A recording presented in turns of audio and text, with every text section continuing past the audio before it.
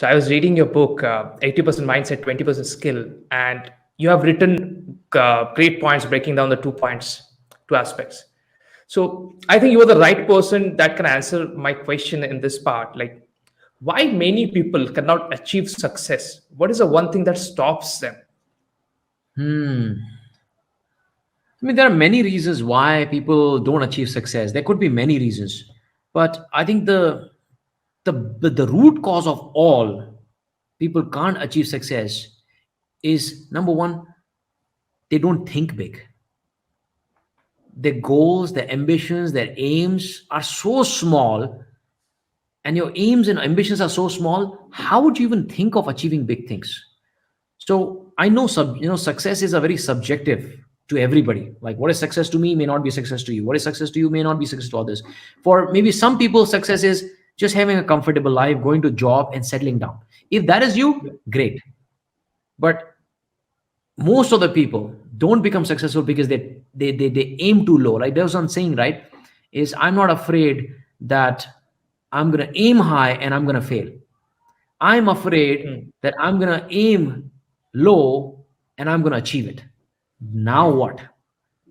So problem is, like, I remember what Grant Cardone was telling me the first time when I remembered that the biggest problem in his 10x rule also he shared that he aimed too low, right? And then recently after 2 3 years ago, 2 3 years ago, I again heard him saying, again I made the same mistake and I again aim low.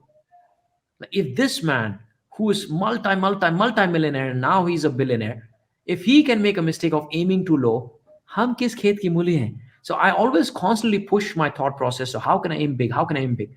So that is the first main reason why people can't achieve big level of success, because they think very small and they cannot achieve big because their thought process is small. And uske baad a lot of other things are there, but I think this is the bare minimum.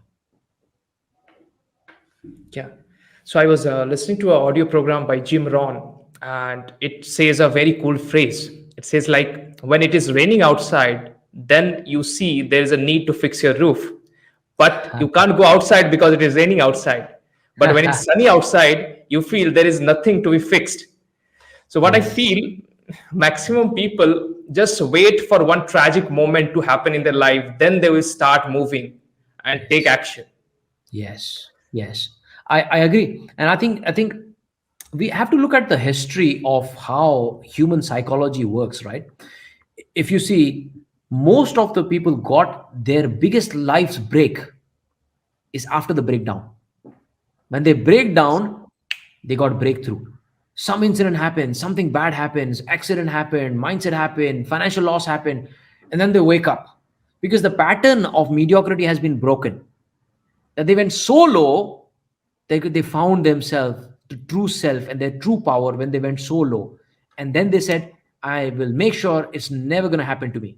Right? Same thing would happen with Grant Cardone, Tony Robbins, Dan Lok, everybody. Right? It happened with me as well. That when I was feeling low, that man, why have I wasted 13, 14 years of my life to mediocrity? I wish somebody would have told me that mediocrity is a failing formula. Average is a failing formula. I wish I would have known somebody like Grant Cardone a long time back. So I felt that pain of losing my time.